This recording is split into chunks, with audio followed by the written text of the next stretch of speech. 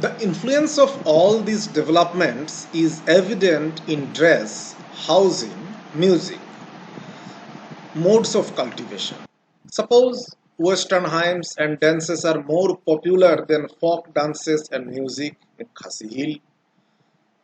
In case of cultivation, the change from jhuming cultivation to wet cultivation.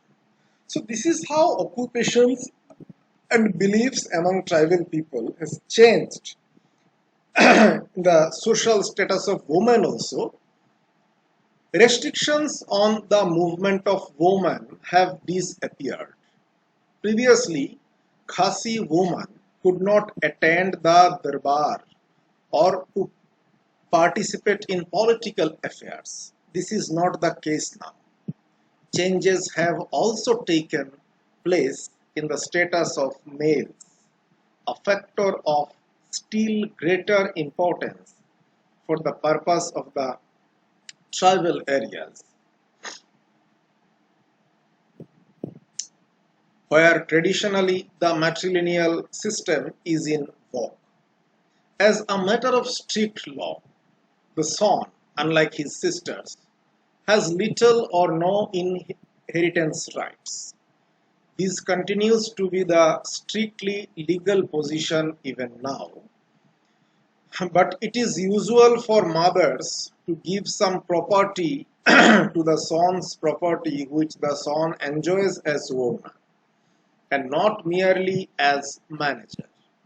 In the field of marriage also, old customs are gradually dying out. Marriage by capture, previously prevalent among the Garos, is now becoming less common.